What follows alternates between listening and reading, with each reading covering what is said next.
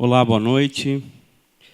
Vamos dar início ao terceiro programa dessa edição TV Morfoses, que é a quinta edição brasileira, a 22ª edição do Fórum Internacional TV Morfoses, que acontece na Espanha, no México, na Colômbia e no Brasil, e brevemente também na Argentina. Dizer que é uma satisfação, mais um ano nós estamos com esse programa aqui, com essa iniciativa aqui no Brasil, que é hoje a mais importante iniciativa, não só na questão do campo acadêmico, de discutir televisão, mas exatamente nesse modelo de falar de televisão, falar de audiovisual, fazendo televisão. E estamos aqui, se alguém quiser fazer alguma intervenção, mandar uma pergunta, alguma coisa, é só utilizar o hashtag TV Morfoses. E lembrando que estamos ao vivo aqui para o canal 44 no México, que é o 44.2, um subcanal, também na internet do canal 44, também sendo transmitido para a Associação das Televisões Educativas da Espanha, e também para o canal Zoom da Colômbia, que são 40 universidades que formam esse canal. E agora vamos trabalhar aqui o painel. O assunto é como a realidade virtual, o vídeo 360 e as ideias criativas modificaram o universo do mercado corporativo, publicitário e científico. Esse vai ser o tema desse nosso painel. E agora vamos conhecer um pouquinho os participantes.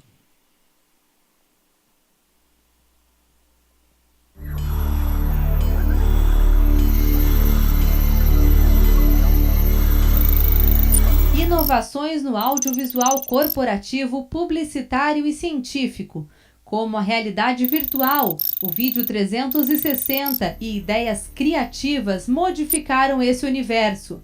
Esse assunto será debatido agora no TV Morfoses Brasil.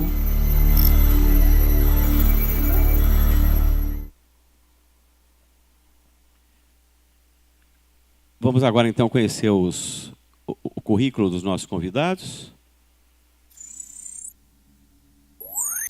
Cláudio Magalhães é jornalista, mestre em comunicação social e doutor em educação. Professor orientador do Programa de Pós-Graduação em Gestão Social, Educação e Desenvolvimento Local, e também do Instituto de Comunicação e Artes do Centro Universitário UNA.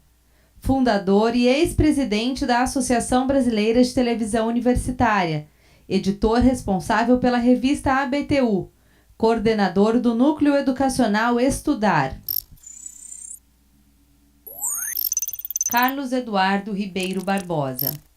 Carlos Eduardo teve seu primeiro contato com computação gráfica aos 16 anos e começou então a se especializar na área de modelagem 3D e renderização fotorrealista no curso de arquitetura da Unicamp. Depois veio a graduação em artes plásticas e ciência da computação. Em 2015, fundou a empresa Imersão Visual, especializada em projetos de realidade virtual com grandes empresas no portfólio como Samsung, Hyundai, Prefeitura de São José dos Campos, entre outras. Rafael Kiso, CMO na Fox Networks On-Life Business Group, responsável pelo marketing das unidades de negócio do grupo e planejamento estratégico de marketing em ambientes digitais para médias e grandes empresas nacionais e internacionais. Vice-presidente de planejamento da MediaNext, agência digital, e fundador da MLabs, plataforma de gestão de redes sociais. Diretor da TV Univap e presidente da ABTU.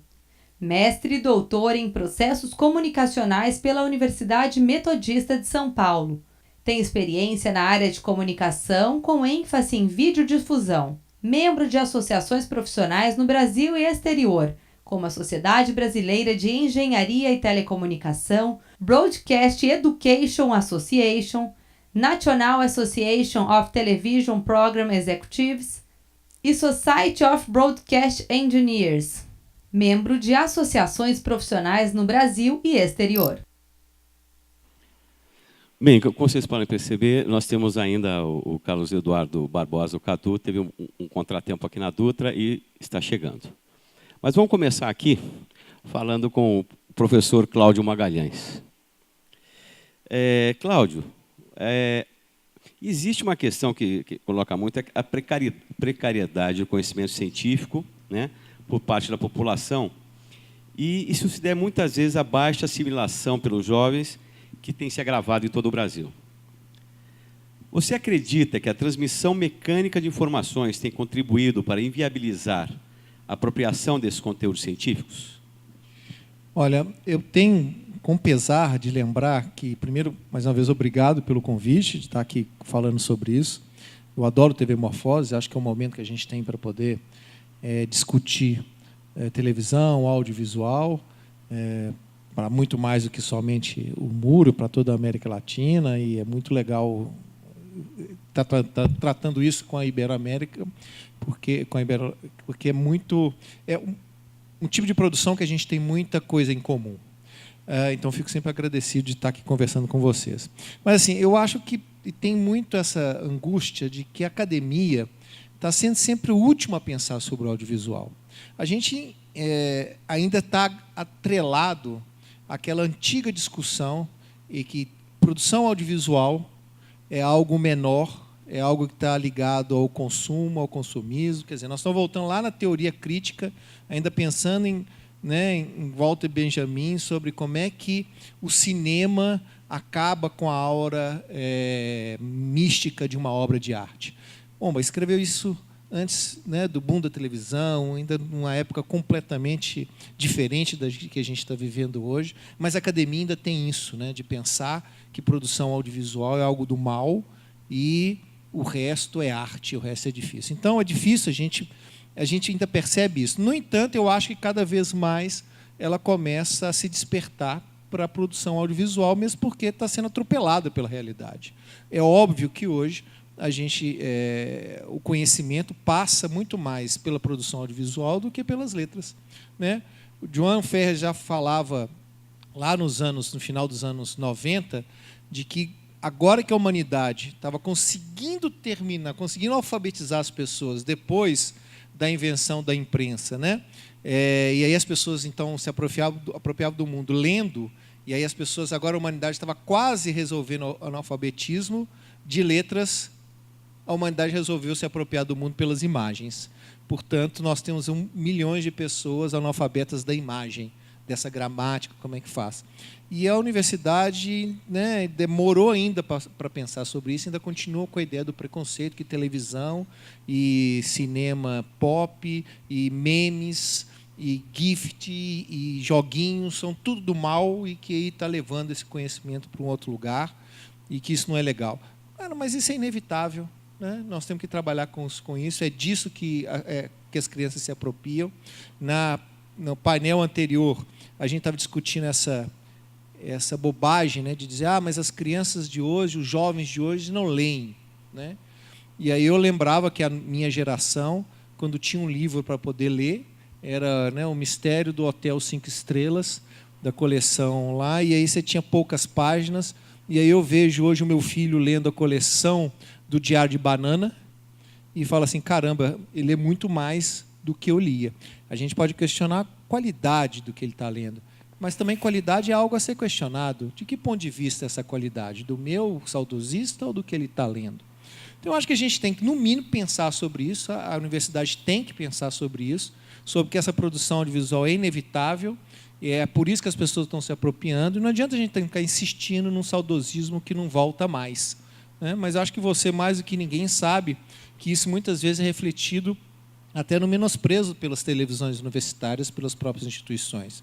A Univap, e talvez mais uma meia dúzia de universidades pelo país, já entendeu, né, que o audiovisual e a televisão são o principal instrumento de divulgação científica.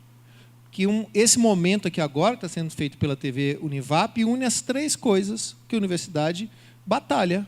né? Nós temos o ensino, eu tenho um monte de estudantes aqui agora que estão fazendo essa transmissão e estão aprendendo como fazer uma transmissão, né? Um monte de estudante que está aqui na plateia acompanhando essa transmissão, fora que as pessoas estão de outro lugar.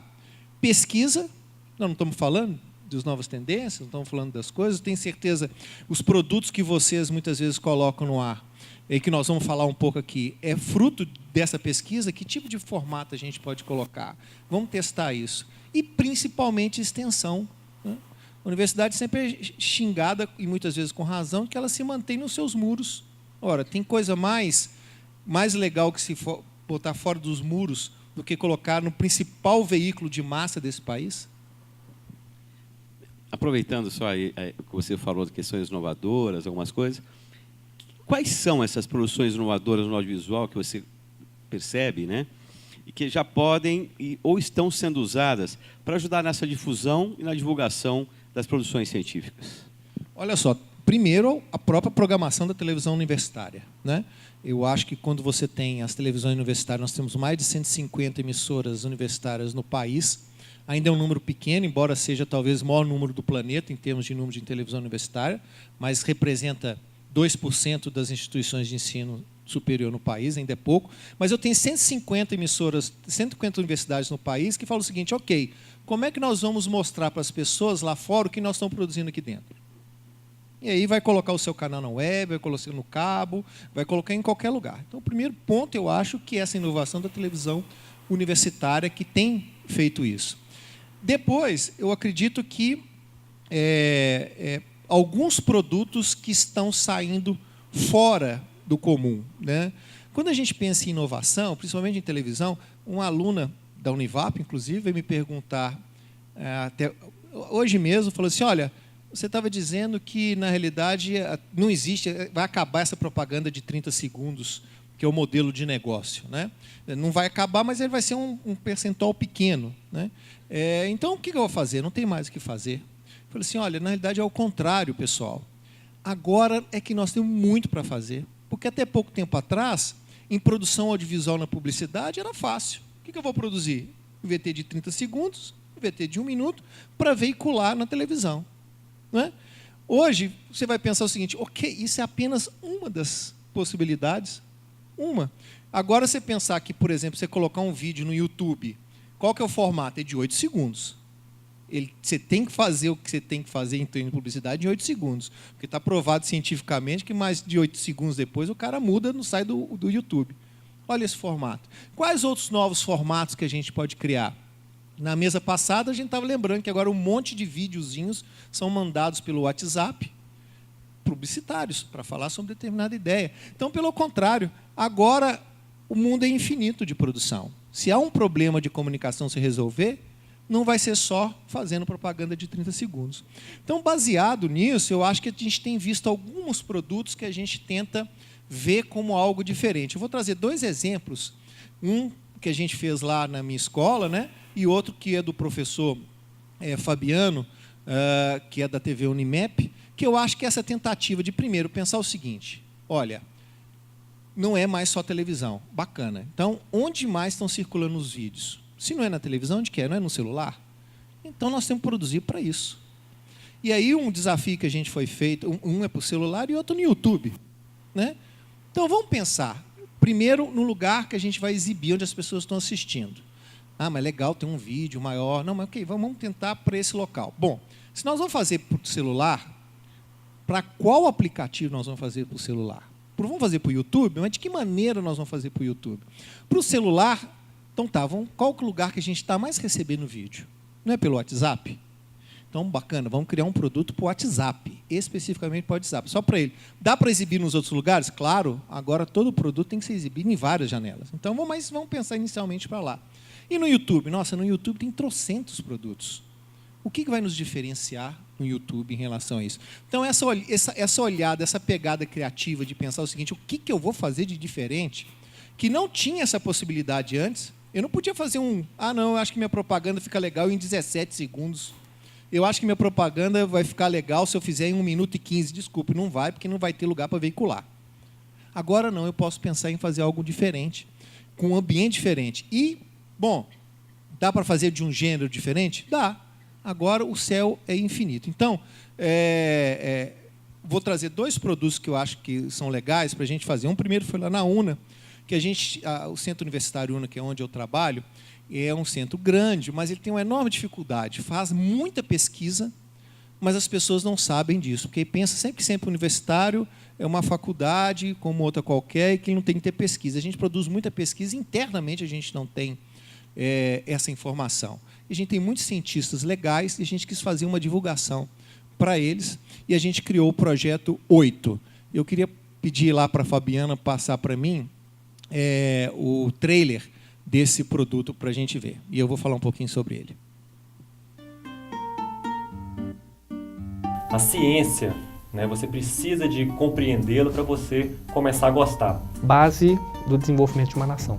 Eu acho que a ciência é a capacidade de compreender os nossos limites e as possibilidades que a gente tem de entender o mundo que a gente está vivendo. Uma paixão incondicional. É o que eu faço, é o que eu sei fazer, é o que eu sei lecionar. É esse conjunto de trabalhos e de pesquisas e de estudos. Eu acho que isso tudo faz uma ciência. Fundamental na constituição do ser social. Importantíssimo na formação na prática do profissional de uma maneira geral. Respostas de algumas questões que a gente tem, a descoberta. Aí você vai buscar mais, vai ter mais conhecimento e vai gostar e aí não tem mais limite. É completamente instigante. A gente começa uma pesquisa com uma questão e ela pode se ampliar e gerar novas pesquisas, o que é ótimo. Paixão, paixão, paixão, paixão, paixão. Então eu diria que todos os grandes cientistas e pesquisadores são grandes sonhadores. Infinitas formas de ver ciência. 8, em breve no seu smartphone. Então, esse era um programa que a gente fez, que chamava 8, chama 8, né? Que é de 8 minutos, mas a ideia do 8 minutos tem algumas especificações. A gente tem uma estatística de que as pessoas assistem vídeo no celular ou na internet que durem no máximo de 1 a 2 minutos. Ninguém aguenta mais ver mais do que 1 a 2 minutos, exceto se o vídeo for sobre ciência. E aí, se for sobre ciência, as pessoas estão dispostas a ver de 5 a 15 minutos. Então, a gente optou o 8 minutos, que era meio tempo, e o 8 daí aquele sinal de infinito, que é a ideia também do conhecimento. Tudo gira em torno de 8, né? Então, o 8 são 8 cientistas da universidade. Eu tenho a obrigação, dura 8 minutos, a vinheta tem 8 minutos. Eu tenho a obrigação de nunca formular uma pergunta com mais de 8 palavras, que é para poder deixar a pessoa falar muito mais do que o apresentador, né? E esse vídeo, uma vez pronto, foi lançado para todos os telefones dos professores da UNA. Então, o setor acadêmico pegava isso na terça-feira e enviava para o celular, mandava para os coordenadores, e os coordenadores mandavam para as suas listas dos professores, para que todos tivessem conhecimento ali dos seus cientistas ali da casa, né? A gente escolheu 8 de cada área, né? Não foi só de um lugar, então da área da saúde, etc., para dar uma geral, para que as pessoas pudessem ter essa visualização. Está lá na página da TV universitária? Sim, mas entrava depois. Estava no YouTube? Sim, mas entrava depois, né? A ideia é que as pessoas começassem a receber no celular isso. Passa para mim, Fabiano, um pouquinho do início do programa, e ele sempre tem um formato no estilo mais solto, menos duro, porque é assim que o WhatsApp tem, né? Cavernas, a gente pode ter micro-organismos que habitam, né, naturalmente elas e possam estar envolvidos, né, com infecções nos seres humanos. A linguagem, animais, a gente não tem movimento de câmera, né? Para poder adaptar na pequena tela. Então, pouquíssimos movimentos para que o vídeo não ficasse pesado, porque sabia que para poder baixar no celular ele também não poderia ser muito pesado. Então, a gente foi calculando todas essas possibilidades para que a gente pudesse ter uma visualização legal. Eu pedia, né, da produção, tá vendo? Tinha que ser com roupas leves, né, de repente, de preferência pop, né, para que não tivesse essa cara de o cientista. A gente conta piada no meio, eu pergunto como é que a mãe, como é que ela, essa pesquisadora, por exemplo, é da área de biologia e pesquisa caverna. E a gente perguntava, como é que sua família entende sobre isso? Não, porque eu uso esse negócio da caverna para fazer como é que faz a cerveja. Aí faz um sucesso do caramba também. Fabiano, obrigado, viu? Acho que é isso que já deu para ter essa ideia. E o outro produto que eu vou mostrar para vocês é lá da TV Unimap, do professor Fabiano, que aí ele faz uma entrevista de 360 graus e botou no YouTube, né? Fabiano, você pode colocar aí para nós? Aí como é? Você coloca lá e você vai mexendo com o dedo São da comissão organizadora e virando, ou seja, quem é o editor de cena? É quem está vendo o vídeo. Essa cena é de 360 graus, ele faz um debate entre 3 professores sobre um determinado tema, e à medida que as pessoas vão... vocês estão entendendo? Eu não vou mexer aqui no celular, aqui não, senão não vou conseguir. Então, as pessoas, elas que são o diretor de cena, diretor de imagem, e ela que vai fazendo a circulação dessa imagem, desse programa de debate.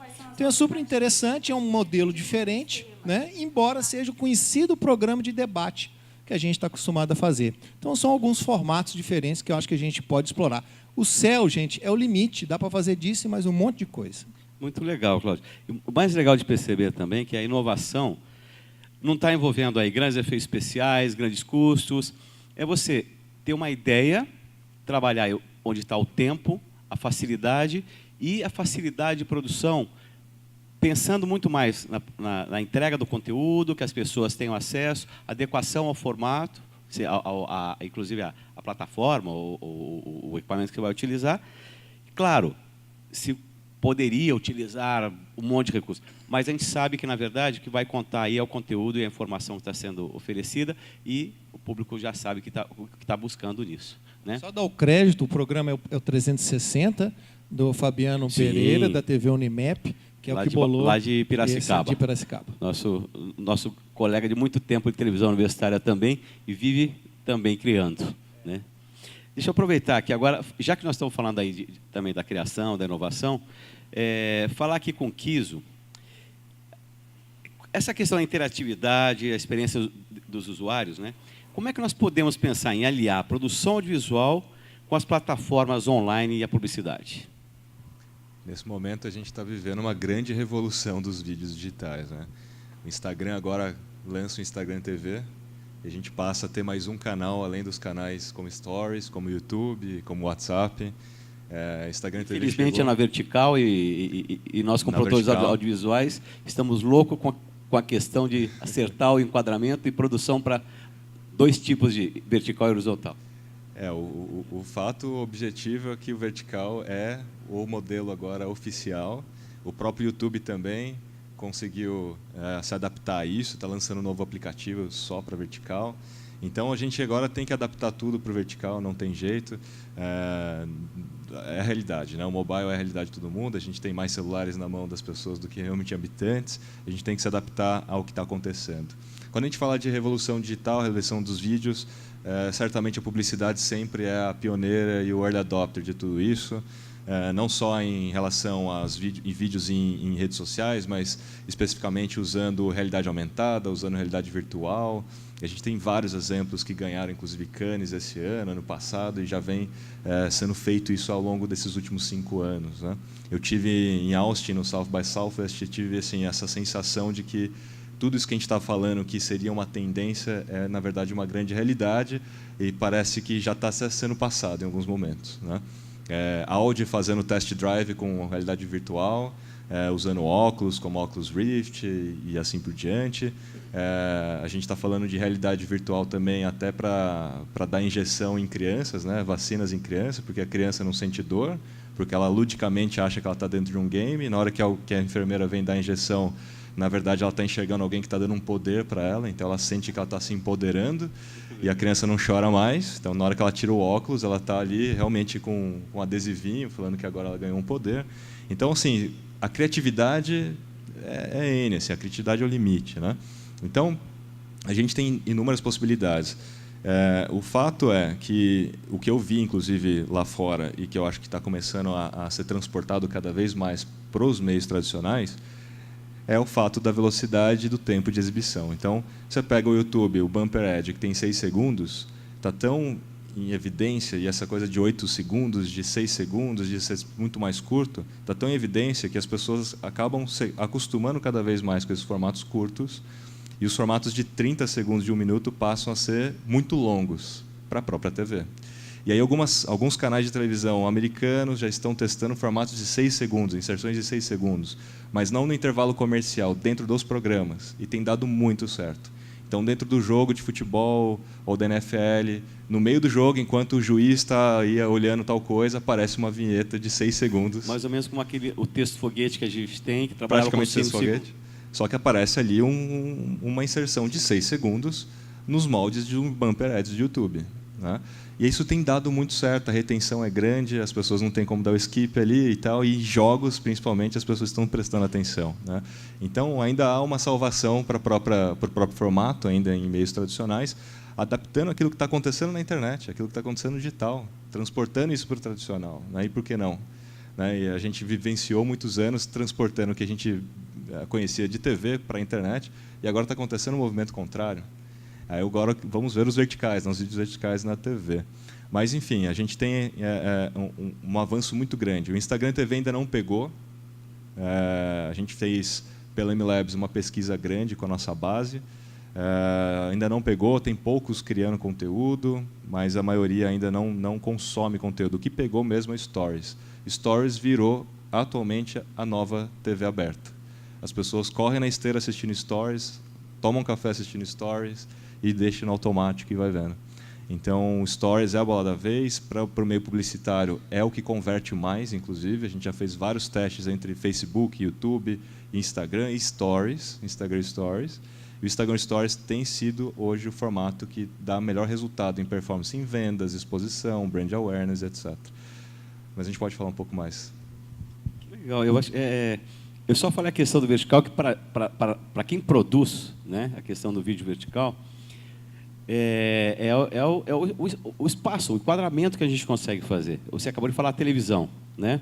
Mas tem um jeito, é só virar a televisão e deixar ela na vertical. Então, vai ser um novo modo também de ver televisão, né? Pode ser uma coisa um pouco diferente. Como às vezes em publicidade você usa muito para display, né? Que aí você tem uma área de visão, principalmente para alguns produtos de moda, então umas coisas diferentes. Mas vamos ver como é que vai ficar esse futuro aí, né? Daqui a pouco, eu acho que a gente já podia aproveitar e já ir falando um pouquinho também, o Kiso. Sobre, você viu uma questão de, ou como você vê, né, experiências com realidade aumentada, né? Como é que isso está atraindo esse cliente, né, esse consumidor, e se é uma nova forma de interatividade aí com o cliente? Realidade aumentada vai ser, na minha opinião, pelo que eu tenho estudado bastante enquanto tendência, vai ser a bola da vez do ano que vem. O próprio Facebook está lançando uma série de plataformas com realidade aumentada. Ele já tem anúncios, eles chamam de Dark Posts AR, né? Então, você já está à disposição, já tem testes. Você consegue, através do próprio Facebook, ser impactado por uma publicidade e clicar no botão testar, você consegue testar um óculos da Ray-Ban sem ter o óculos, pelo Facebook. Você consegue testar um novo batom da Sephora sem ter o batom. Isso pelo post do Facebook. Então, a realidade aumentada, de fato, vai ser imensamente usada o ano que vem pela publicidade. Como sempre, a publicidade ela sempre sai na frente. E o Facebook, obviamente, depende muito dos anúncios, né, como modelo de negócio. Então, eles estão apostando bastante nisso. A realidade aumentada também para a área de educação, a gente tem visto muita coisa, até mesmo para a experiência do consumidor em eventos, ativações, tem sido usado amplamente. A gente na agência lá tem feito bastante coisa sobre isso também. Então, assim, o ano que vem a gente vai ver muita coisa. Só para vocês terem uma ideia, a gente está sendo educado a usar a realidade aumentada há um tempo já. Todo mundo que já usa máscara do Facebook ou no próprio Instagram, quando você vai fazer uma selfie, você fica brincando de colocar o coelhinho, a cara do coelhinho, ou alguma coisa lá, solta a língua, aquilo é uma realidade aumentada. Então, a gente já está sendo educado a usar esse tipo de tecnologia sem perceber. Então, quanto menos você perceber, você já está imerso naquilo, você já está usando massivamente para várias coisas. Então, as redes sociais e o protagonismo hoje do Facebook, né, enquanto player, tem ajudado muito a massificar esse tipo de tecnologia e passando um pouco e transportando para a realidade virtual, eles também estão apostando bastante. O Facebook lançou o Facebook Spaces, com os óculos, que depois a gente deve falar um pouco mais sobre isso. Eles são donos do Oculus Rift também, né, a empresa Oculus, e você vai ter uma experiência totalmente diferente sobre o que é social e do que é rede social, em estar ao mesmo tempo com um amigo em outros lugares e conversando e trocando informações e participando ativamente, assim como você participa ativamente dando um like ou dando um comentário e tal, através de óculos. Um pouco, quem já viu o filme Jogador número 1, né, tem um pouco dessa ideia, sim, e que nos lembra um pouco o Second Life, só que numa qualidade, numa imersão totalmente diferente aí. Né? Sem dúvida nenhuma. Deixa eu aproveitar aqui, né, o Cadu, que produz, né, é um especialista aí, tem uns trabalhos maravilhosos. Por exemplo, o Kiso falou da injeção. O Cadu nos mostrou, por exemplo, uma sala de operação onde o médico faz a simulação de implantação de pinos, tal, sem precisar ter acesso, né, exatamente ao paciente, mas ele consegue desenvolver a técnica. Então, eu queria que você falasse um pouquinho, exatamente, Cadu, sobre essa questão, o tipo de pesquisa que se desenvolve nisso, né, o trabalho que se envolve, porque tem os dois lados, a questão da realidade virtual e depois de falar um pouquinho também sobre realidade aumentada e outras coisas. Eu queria que você falasse. Bom, boa noite para todo mundo, eu sou Carlos, eu fundei uma empresa no Parque Tecnológico de Realidade Virtual, é um prazer estar aqui. Primeiro, eu queria fazer uma introdução que eu acho bem interessante, eu acabei de ler a respeito, e esse artigo chamava atenção para um padrão de comportamento da indústria de tecnologia de informação. Achei bem interessante. Ela mostrava que, por volta de 2005, as maiores empresas de TI estavam produzindo seus smartphones, por volta de 2005. Então, era exata Apple, Samsung, né? 5 anos depois, 80% da população do planeta tem um smartphone na mão. Até mais de um, né, digamos assim. E o artigo chamava a atenção que, nesse exato momento, as maiores empresas de TI estão produzindo seus aparelhos de imersão. Tá? Até mais empresas do que estavam na corrida pelos smartphones. Então, por exemplo, Acer e várias outras estão nessa corrida. Então, dá para a gente imaginar o tsunami de aparelhos imersivos que vão chegar em 7 anos, mais ou menos. Isso é muito interessante, tem que prestar atenção nisso, né? Então, ele falou um pouquinho sobre revolução de ergonomia, sobre chamar a atenção do usuário. Isso é muito interessante. Eu vou voltar um pouquinho até no papo que ele estava falando, porque, realmente, a gente não passa mais do que 8 minutos na frente de um vídeo. Teve uma empresa que teve um problema muito sério, são transportadoras, em geral, no Brasil inteiro. Eles precisam passar vídeos e PowerPoints. São 40 minutos sobre direção defensiva. É muito importante, sobre não beber no volante e tudo mais. E eles iam para as apresentações, ou para as apresentações de PowerPoint, né? Em 5 minutos eles estavam olhando no relógio, estavam se distraindo, enfim, eles tinham que achar uma solução que resolvesse isso, né? E vamos ver o que a realidade virtual pode fazer, porque era necessário que os vídeos ou a dinâmica tivesse mais do que meia hora, muitas vezes, entendeu? Então, a gente fez com o Oculus Rift uma dinâmica de 45 minutos, todos acharam sensacional e saíam das dinâmicas chamando a outra pessoa para participar. Então, já foi fantástico, né? Acho que isso é bem interessante. Outra questão que foi muito interessante também nessa questão de chamar a atenção, né, de prender o usuário, foi os médicos. Aí vem essa dinâmica de procedimento cirúrgico. Os médicos tinham que pegar um manual, para cada prótese nova que eles vão usar, eles pegam um manual e passam meio período debugando aquele manual. A gente, em realidade virtual, conseguiu passar meio período que ele fica lendo aquele manual para fazer a cirurgia. A gente passou para 15 minutos e uma experiência super agradável. Foi exatamente isso que você... É muito interessante, porque você, que não é doutor, gosta de fazer, aprende todos os procedimentos, entendeu? Você padroniza também aquela dinâmica, né? Bem interessante. Então, eu acho que essa é a questão fundamental. Mas um último exemplo só... Eu percebi há um bom tempo, já com a indústria de CAD, né, de projetistas de gabaritos aeronáuticos, prensas automotivas, galpões de produção, que eles estavam fazendo reuniões por Skype, com share screen, para mostrar um determinado modelo. explicar sobre a mecânica funcional daquele modelo. São não sei quantos procedimentos que você precisa fazer para construir uma asa de avião, por exemplo, com um gabarito aeronáutico extremamente complexo, e eles discutindo aquilo via Skype com share screen com outras pessoas na Europa. A gente colocou eles no mesmo ambiente virtual, com aquele gabarito extremamente complexo, vários engenheiros em volta daquilo, só faltou eles chorarem de emoção, entendeu? E como aquilo resolve problemas de projeto, porque depois que o projeto vai com problema para produção, digamos assim, dá problema de ergonomia, afasta o funcionário, tem vários problemas de... Eu não vou nem entrar em detalhes, eu posso passar a tarde aqui falando sobre os problemas que acontecem porque você não usa uma mídia imersiva para se enxergar um projeto tridimensional, é a coisa mais, né? Então, teve um pitch que eu fiz para a Samsung para ganhar uma grana deles lá, que eu falei assim, não, nem todo mundo precisa de um Skype imersivo. Falei, eu não preciso, minha avó não precisa. Falei, só os setores mais ricos da indústria, como a indústria médica, petróleo e gás, bélica, não sei o que, esse pessoal fez assim. Enfim, eu consegui um investimento deles lá para fazer hoje em dia um Skype imersivo, um PowerPoint para análise de CAD. Eu não lembro nem mais qual que era a sua pergunta, ou se tinha alguma pergunta. Mas, bom, enfim, está revolucionando mesmo e vai ser, é o futuro. Todo mundo sabe, todas as empresas que eu chego hoje em dia sabem que comunicação imersiva é o futuro, comunicação na próxima plataforma computacional, que é a Mixed Reality e realidade virtual, é o futuro, né? Eles vão investir pesado nisso daqui para frente. Eu acho que a resposta veio aí dentro do que você falou, mas assim, você falou bastante da realidade virtual, né? E, por exemplo, quando a gente fala de questões imersivas, o vídeo 360 também está aí, né?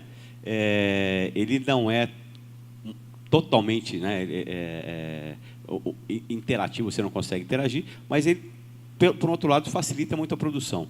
A gente vê, na questão da realidade virtual, o custo de produção, de gerar tudo, que é o complexo, né? Então, como é que você vê o 360 podendo trabalhar junto com a realidade virtual? Eu sei que vocês também têm uma experiência lá, e como é que vocês... Sei que o Kios também tem propaganda em 360, o Cláudio acabou de mostrar educação em 360, quero falar para você como é que você junta dentro da realidade virtual o 360, talvez para otimizar um pouco a produção. Sim, primeiro a gente usa bastante foto esférica para dar ambientação a um custo mais barato mesmo, isso é bem interessante. Mas é legal porque, pelo menos a proposta que já chegou para mim lá, é de se filmar 360 uma cirurgia. Porque a pessoa que estiver aprendendo vai se sentir realmente naquele hospital, ele vai olhar para os lados, vai ver como é que se diz, os equipamentos nos locais certos. Então, isso eu achei bem interessante, que a pessoa ela quis resolver sem gastar muito dinheiro mesmo, entendeu? Quis fazer toda a ambientação com o vídeo 360. Essa foi o máximo que a gente chegou em termos de proposta. Mas é aquela história mesmo, você fica numa bolha, né? Então, tá faltando, eu nunca juntei modelo poligonal, digamos assim, com 360. A gente quer muito fazer isso, porque realmente você fica nessa bolha, está faltando aquele paciente, talvez na frente dele, alguma coisa em realidade virtual.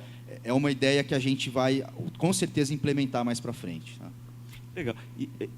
Quer falar uma coisa? Eu posso citar um exemplo de aplicação, né, de imersão virtual com 360 para o mercado imobiliário. Então, a gente tem visto bastante decorado 3D, onde você interage, você navega pelos ambientes, e quando você olha pela janela, você, de fato, vê a paisagem, o visual real daquele empreendimento.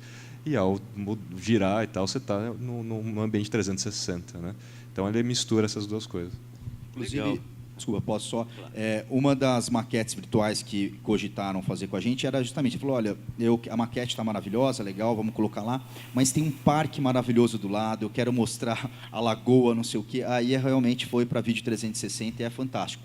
Só tem que tomar aquele super cuidado de não transladar a câmera, né, não movimentar a câmera, porque desencadeia labirintite. E o interessante é que quem está comprando apartamento geralmente é um público mais velho, não é a criança. A criança você pode chacoalhar a câmera o quanto você quiser, que eles estão acostumados. Mas o público realmente, 38, 40 anos, que é aquele que já conseguiu, né, já está no ponto de comprar um apartamento, tem que tomar muito cuidado, e as pessoas cometem muito esse erro. Eu vi até no Mundo SA isso acontecer, eles estavam transladando a câmera, não dá enjoo, o cara falou, não, mas não tem problema dar enjoo em um ou outro, pelo amor de Deus, isso é um crime em realidade virtual. Tá? Não, é interessante, porque assim, agora aproveitar e falar um pouquinho da experiência que a gente tem feito aqui. Né? professor Felipe, depois, no outro painel, vai falar exatamente sobre a narrativa do 360. Mas nós acabamos de escrever para o TV Morfoses Espanha um texto que foi exatamente questões técnicas e sensoriais do vídeo 360. Porque isso, eu quero inovar, eu quero andar. Tudo tem um limite exatamente pela questão sensorial do que o seu cérebro vai entender. Na realidade virtual, você tem um movimento que você vai e você entra dentro da cena. O 360, se ele fingir que vai fazer e o seu cérebro, o seu corpo não acompanha, o seu cérebro vai interpretar de uma maneira totalmente diferente. Então, tomar muito cuidado com isso, né? Mas eu vou deixar a câmera parada e as coisas vão acontecer em volta? Muitas vezes é deixar a câmera parada e as coisas vão acontecer em volta. Eles querem inovar e sair com ela andando, né? Eu acho que o problema é que, lembrar que o 360, a atitude é de quem vê e não de quem está filmando, não é? Ao contrário da realidade virtual. Ok, eu vou lá, e também né? Vou lá fazendo isso lá também. Porque eu gosto de falar que é mais ou menos como a gente faz cócegas. Eu não consigo fazer cócega em mim, porque quando eu vou fazer isso aqui, meu cérebro já antecipa esse processo e já faz isso. No caso do 360, por que a gente tem essa labirintite? Né? Porque, na realidade, essa movimentação confunde o cérebro. Então, é como o outro vai fazer cócega na gente. A gente sabe que ele vai fazer, mas, mesmo assim, o corpo não está preparado para isso. Então, o 360, para mim, tem muito mais essa cara de que eu é que vou movimentar, assim como na realidade virtual, e não deixar para que essa seja uma iniciativa de quem produz. Eu acho que essas limitações é que tem que ficar claro para quem produz, né? E não que eu escuto, como você está dizendo, assim, não, isso é uma frescura, né, do cara ter. Não, é a realidade que a gente tem, né? Eu vejo que teve uma emissora que fez reportagem de 360, definitivamente eu me senti mal vendo. Pois é, isso é bem comum e é muito ruim quando chega alguém na empresa e a gente vai colocar o óculos e diz, não, eu não quero, eu já botei. Aí você já sabe, por acaso você botou montanha-russa no shopping? Foi. Aí até você explicar que o problema estava no desenvolvedor que não respeitou as especificações da ferramenta, é muito difícil. Aí você consegue convencer no jeitinho, você coloca lá, nossa, não, está tudo bem, enfim. Né? A gente fez uma dinâmica para a Dupont, foram 800 pessoas, teve 0 desencadeamento de labirintite.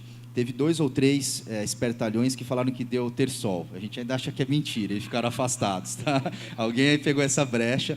Mas a ferramenta usada da maneira correta, batendo 90 frames por segundo e não transladando a câmera, é perfeito. Né? Só complementando o que você falou sobre o enjoo, a gente tem o labirinto e a visão. Eles têm que estar em sincronia perfeita. Exatamente. Então, se você vê movimento com o olho, tem que acontecer a sensação de gravidade com o labirinto. Então, se o labirinto fica estático, mas a visão, né, movimenta, você fica enjoado.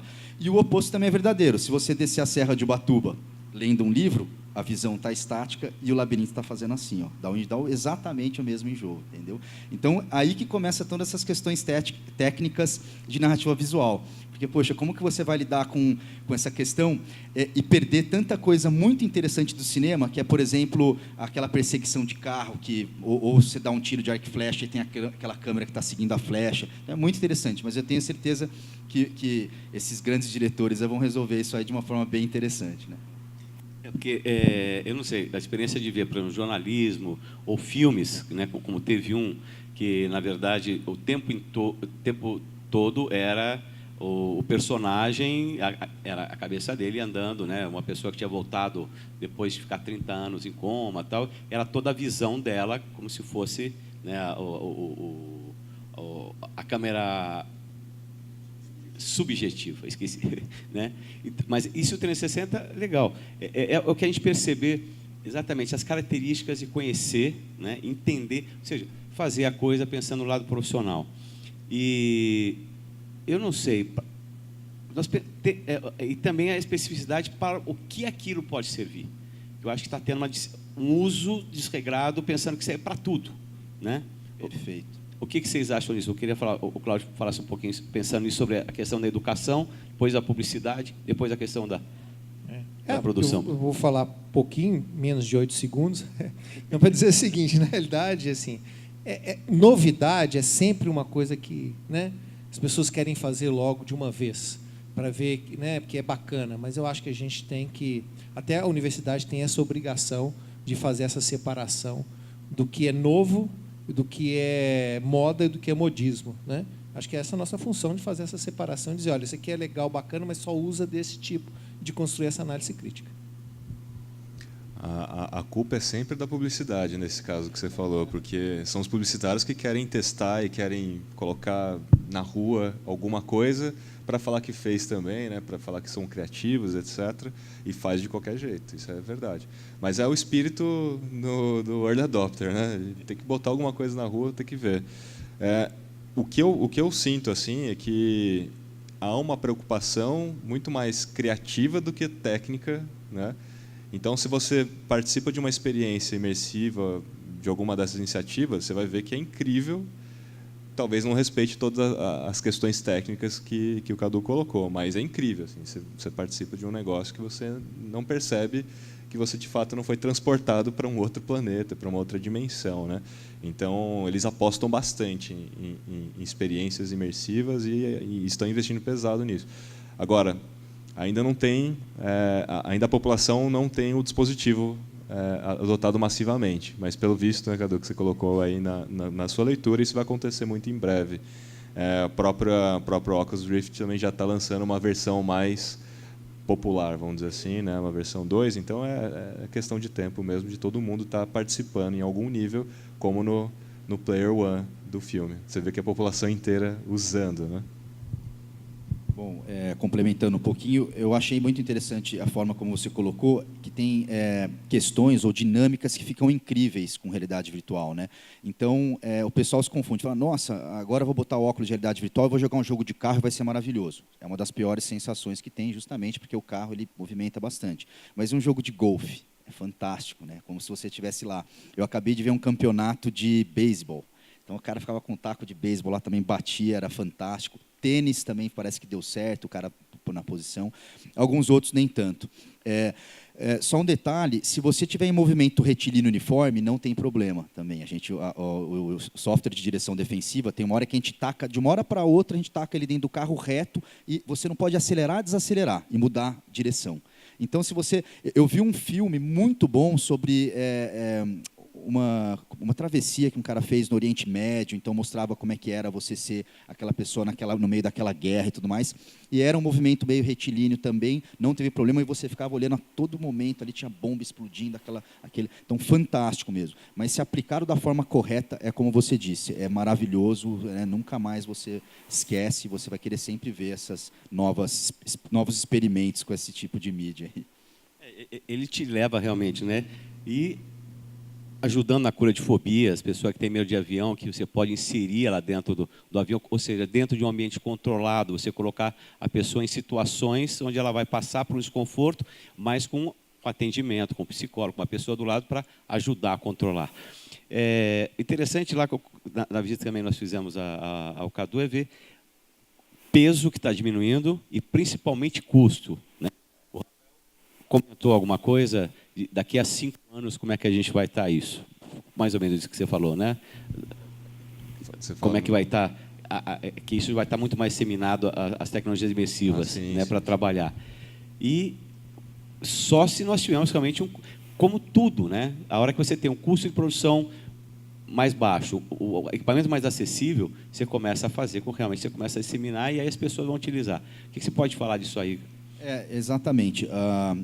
No pitch que eu fiz para a Samsung, a gente tinha que defender o modelo de negócio, e aí uma das grandes coisas que, mas não está massificado, como é que vai ser esse modelo de negócio? É por isso que hoje em dia a gente ataca o mercado de CAD, ou de projetistas, porque essa indústria não tem problema para pagar, realmente. E o problema não está no preço do óculos, né? Está no preço do PC, isso que é interessante. Então, realmente, é uma brincadeira, se é que a gente pode dizer assim, né? É um instrumento que vai se massificar primeiro nas grandes empresas, nesses grandes setores de tecnologia, como eu falei, bélica e tudo mais. Eles já estão fazendo reuniões imersivas, né? Eu fiquei sabendo ontem até que a Accenture, não sei se vocês sabem, já viram falar dessa empresa, é uma empresa de consultoria sobre tudo, internacional, mundial, e falou que hoje em dia eles já estão fazendo muitas reuniões, todas imersivas.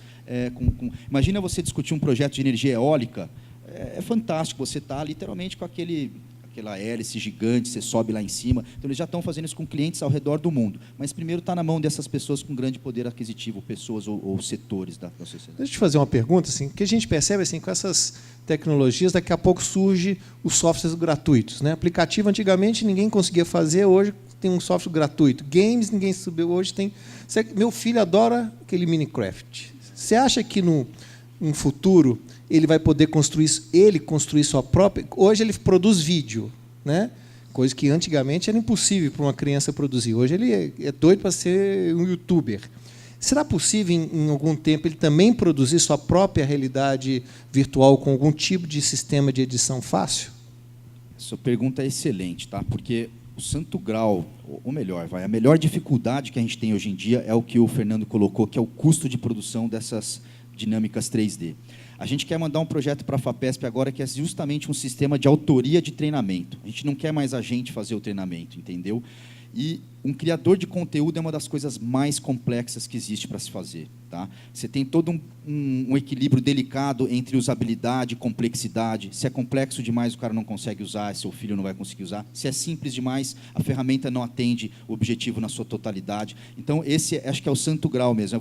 O Minecraft é fantástico, realmente, porque ele é um criador de conteúdo. A gente ganha uma escalabilidade enorme, porque a gente, como produtor, a gente não quer ser produtor, a gente quer ser startup, botar um negócio que serve para todo mundo, entendeu? Graças a Deus. Um exemplo muito interessante, aliás. O software da Samsung, ele é um software de análise de mecânica funcional para CAD, né? E a gente teve um projeto agora com a KR, em que eles pagaram toda a gamificação para a gente, demorou 10 dias e custou R$30 mil. A gente fez um software agora com a Samsung, que toda a gamificação é automática, a gente fez todo o código que faz aquilo. Então, eles se desvencilharam da gente, agora muito simples, em questão de meia hora está tudo em realidade virtual, e a gente está começando aos poucos a introduzir ferramentas para que eles possam fazer a apresentação. Olha que interessante. Então, ele vai poder animar a prensa, ele colocou para cima e para baixo, animou, ficou super feliz, o negócio subiu para cima e para baixo. A gente põe roupa de motion capture no cara agora, então ele anda, fica na posição que o operador da máquina vai ficar, aperta um botão, aquele boneco para lá, ou seja, análise de ergonomia, sem passar por nós, entendeu? Então, esse é o que a gente está tentando fazer agora, tentando passar o poder de produção, de autoria para o usuário. É fantástico, né? No caso de realidade aumentada, já tem bastante disso. Já tem muita coisa aberta. O próprio Facebook tem o SDK, ele deixa aberto para todo mundo brincar, mesmo porque ele quer incentivar, massificar esse tipo de coisa, né? Para a realidade aumentada, quer dizer, realidade virtual imersiva é mais complexo, né? Você tem que entender um pouco de 3D, Unity, renderização, então é um negócio pesado. E o que a Lu falou é verdade. A gente comprou vários equipamentos, a gente comprou a HTC Vive e tal, o computador custou bem mais caro mesmo do que o próprio óculos. Estamos falando de $4 mil o computador para rodar o óculos, senão não adianta você ter o óculos, né? Mas para o caso de realidade aumentada, todo mundo já tá pronto, é o celular.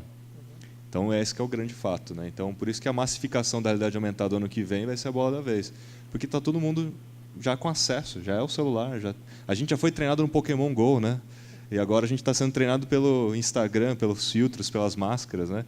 Então, é isso que vai ser a realidade do ano que vem. Mas, assim, só para fechar o que ele falou, eu falei da massificação. A massificação envolve as pessoas tendo o poder de produzir conteúdo, tá? É fundamental. Hoje em dia, a gente não produz o nosso próprio PowerPoint, não produz o nosso próprio vídeo. A gente vai ter que ser capaz de produzir nossa própria dinâmica de realidade virtual. E você colocou muito bem. A realidade aumentada está cada vez mais acessível e as pessoas estão conseguindo fazer conteúdos fantásticos de realidade aumentada sem passar por nós, produtores tecnicistas, entendeu? Uma realidade que a gente percebe aí, falando em realidade, mas o que é? O vídeo 3D, ele teve o seu auge, a gente ia nas feiras, tinha câmera 3D para todo lado, pequena, grande, nenhuma empresa queria ficar fora daquilo. Não foi para frente, principalmente porque não era fácil assistir, a gente tinha só acesso a alguns vídeos, que a gente tinha que usar aquele óculos que você tem o magenta e o vermelho, além de incômodo, não dava exatamente a percepção, porque não era aquele outro que usava aquela lente polarizada, que dá muito mais qualidade. E o que aconteceu com o 360? A hora que o YouTube e o Face começaram a colocar uma ferramenta fácil, eu só produzo com uma camerazinha de $100, $200 e já jogo lá. Faço um live com uma camerazinha de $200, ponho no ar um 360. Pronto. Aí você vê a disseminação da quantidade de equipamento, quando aumenta a quantidade de usuários, vai baixando o custo. Então, você tem câmeras baratas, chegando a uma qualidade de produção legal, né? Enquanto que o 3D que tinha, todo mundo achava que ia ser, né, naquela época do cinema 3D, tudo, voltou para o cinema 3D. Eu mesmo tenho uma televisão 3D que eu nem sei onde é que está o óculos. Né? Isso é bem comum. Sim, porque a tecnologia não pegou. Né? Como você está falando, o pessoal de publicidade, nesse ponto vocês ajudam muito. Porque aí vocês soltam e aí já vê se vai pegar ou não vai. Né? Gente, eu vou...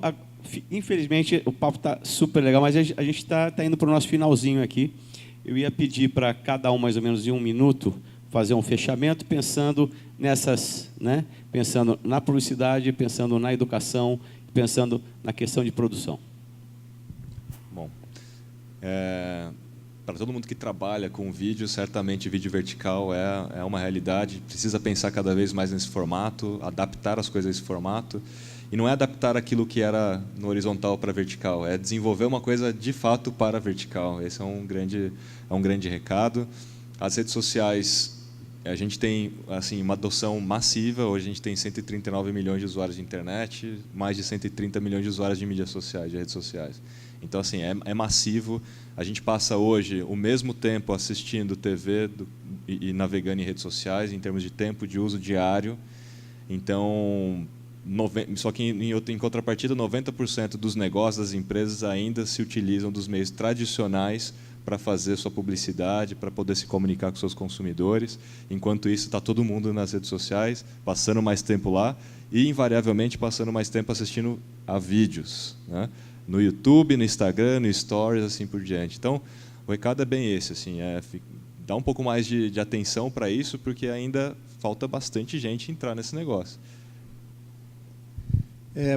Eu acho até porque, no caso das universidades, da ciência, já está muito desenvolvido. Né? Se for pensar, por exemplo, a área da saúde, a área da engenharia, você consegue achar muitos vídeos de realidade virtual, quer dizer, você não precisa hoje mais explicar teoricamente uma determinada como é que o coração funciona, porque você vai ter um vídeo em 3D, as pessoas que vão estar lá mexendo. Imagina, você pode falar sobre uma história antiga, pode pegar um episódio antigo que está perfeito a configuração, pode colocar o óculos para que as pessoas entrem pelas ruelas ali de Roma.